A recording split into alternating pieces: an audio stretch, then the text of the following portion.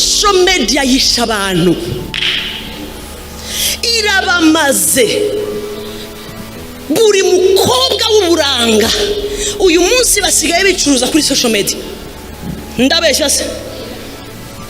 Wibaza ngo abana bacu ntago babibona? Iyo yikingiranye bamuhaye iPad abareba iki? Abareba uburyo Slay Queen bashobora kugira gute? Nibo barimo baramwinfluencer. Na okay, nari ngiye kubivuga. Nkunda rero kuvuga ubutumwa. So mu mwivuga butumwa mfite ivuga butumwa rya bucece. Nukuvuga nkatumira umwe mubona abonye bakamejeje hariya hanze. We go somewhere tukajya ahantu tugafata kakawa shaka tuganire. Erega Bibiliya iravuga ngo bazamenya gute ntawe babwirije. Yes. So mfite iyo ministry yo kugenda gahoro nka ewana nka mwemvita. Hari n'uwananiye ndamubwira ngo nushaka kumbwira tujye guhurira ahantu hasobanutse nka Dubai. Nashiramo amafaranga kubera soul imwe. Amen. Ndamubwira ni hitamo ahantu ushaka. Ubu yambwiye ngo azansubiza. Namubwiye ni uzansubiza ryarata I follow you pastor. Ubu nsigaye ngukurikira naragukunze cyane. None se twazavuganye ubutumwa tuwe giye utanga ubuhamya natwe tuvuge. Murayibona? So tuganira ndamubwira ni ko social media bayifashe. Arambwira ngo ayo mbona nayo ntanga birangana. Ni ayo utangahe? Arambwira ngo afite managers batatu. Ako kantu karanyi bari bakunyunguta. Afite managers bangahe? Watatu. None bakora gutatu? No, ati baba biga ku buryo nshobora kugira gute gufata social media, gufata cya kindi niki IG ni bari IG Instagram. Ati baba reba uburyo ati nibo babyiga. Ati jewe ntabwo nize. Ati rero amafaranga turagabura. Ati niyo bashaka amasoko aho ndi bukore publicity, aho ndi bugire gute bagashaka aho ndi bujye kwamamaza ibyo namamaza, bakanzanira umuntu uri bunyambika uko nyambika nkajya nkafata ifoto. Ni what? Ati yes. Ati nkafata ifoto nimeze ukuntu. Ati buriya bintu byose biba biri programme. Ati hari n'ama post mbona ba postinze ntazi n'igihe babikoreye. Uko ambwira nasikia na sirika. Bafite managers barimo barashaka uburyo b'influencer bagafata abantu. Barabafata ntibabafata. Yansubiza neza. Nawe ubwa urabakurikira. Uva hano ugavuga gashire ndeba hahiye. Nibyo kabisa. Ujya kureba hahiye. Iwanyu hatahiye hakonje. Hazahishwa nande? Nkubitira ukwegere urumva. Piga kofi kabisa. Ubu uyu munsi naraka yapana mchezo. Mubwira ngo urumva, mubwira ngo wiziki. Nebukadineza kuri kwizosi aratwara career yawe arimo arayikoresha hariya hanze. Abantu bafite managers batatu.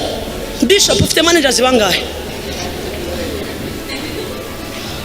Afite managers bangahe? Awe. Eregura nabivuze. Reka mere kubaririmbyi mukubitane amakofi uti pigana amakofi pale.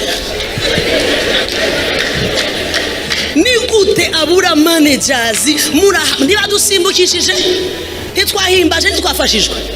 Ni mwebwe mukuye kwicara mukabwira Nebukadineza ngo ntabwo amaboko yacu tuyakuzanira. Ni mukora manama. Erega uko musunika managers uko basunika niko isi irimo irafatwa. Nk'ubu ushobora gufata akantu kamwe ni Frank kwa kundi yagize ati he ako konyine hari umuntu wabyize neza wari wicaye hari inyuma akavuga ati kari akantu kahe, ugahita ushyira kuri social media bigacika uti he Frank ameze gutya, Ben ni umusitari na Frank n'undi ameze ngo, ugahita wandika hasi uti haraye hahiye,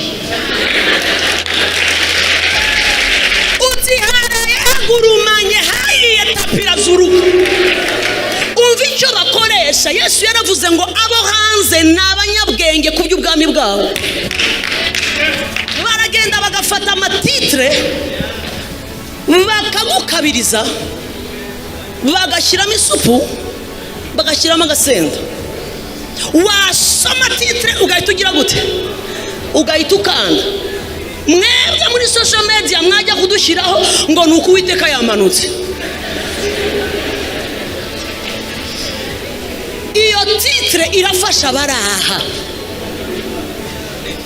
Ubu mu byo navuze byose wumvisemo, ubu se ejo muhise mushyira kuri YouTube muti uburanga something, ugatushyiraho umuntu usa neza cyane w'imisatsi igera hari uti haraye hahiye muri Foursquare. Ikibazo cyanjye, twabura batatu dukurayo. Oya, nibyo sivyo? Nibyo. Nebukadnezar is strategic, very strategic, very strategic. Arakoresha strategy. Mu minsi ishize Imana yarambwiye gukora crusade. Hasigaye yabimbwiye muri 2 semaines. Ubundi nibibaho ntushobora gutegura crusade muri 2 weeks. Ni ikintu gisaba ibintu birebire, ariko numva uburyo ibimbwiye ndavuga ni hano hari ikintu. Mbwira team, ndayibwira ngo you know what, twagiye. Bati 2 weeks. Ndavuga 2 weeks zose twagiye, turabikora, turi kuri tension yo hejuru. Abantu bava muri office saa 4 saa 5 tukavamo tugenda 8h du matin, twicaye twatangiye twakoze, abantu bose baticaye. Stage ravahe ibyuma dufate inzandiko, abantu tumeze gutya. Ndababwira ngo iki Imana yavuze turagikora. Kumbe Imana n'umukozi w'umuhanga. Naratangaye cyane. Bano basore muri team yacu harimo abahungu bameze nk'amavubi, bakoraga day and night.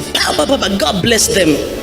Barakora cyane, ariko twese tufite amatsiko kumenya ngo ibi ni Imana ituzanyemo tudafite muri gahunda bigenze gute. Ayayayaya, umunsi wa crusade irangiye, twayikoreye hano Nyabisinda. Umunsi yarangiye nabuze ibitotsi, narize amarira ntarabona. Nararize ndabwira Imana, none se twaraguye, uracyatubona, bitugane. First of all, crusade yabaye successful, mbega yagenze neza, nukuvuga ngo nta kintu twigaya. Ariko hakijijwe abantu barenga 459, 459 personnes. Icyo bisa nkaho bakijijwe. Dushoje hari udupapuro duto. Si ibintu ndabivuga online. Hari udupapuro duto tw'amatsinda amwe namwe, ariko reka mbivuge. Hanyuma ndabijyamo mitambwira protocol, ni mushaka abantu, kuko ntabwo bari kuza kuri stage, ni mushaka abantu. Ngiye kureba nsanga n'abana bari moins de 12 ans. Non, moins de 18 ans. Umuyobozi wabo afite 20 ans. Nukuvuga ngo bafite association. Ubwo naze kuvuga ikikora mwayumvise. Ndeba abana ndababwira nsubirira mu mufite wowe agapushi gato nakameze gushya. Ufite imyaka ingahe? Ndi mukuru cyane. Nukuri. Yes. Ndabona ufite imyaka ingahe? Ndi mukuru cyane. Ufite ingahe? Mfite 14. 14. Yego. Bimeze gute? Ndakubwira mu matwi. Umwana yaravuze numva ngiye nko kwiruka, mbwira Imana ngo no. arambwira ngo association yacu si binda bivuga gute nabuza aho mbihera ndavuga mu marenga nukuvuga ngo ni association y'abana bakora wa mwuga ariko apana imbere bakorera inyuma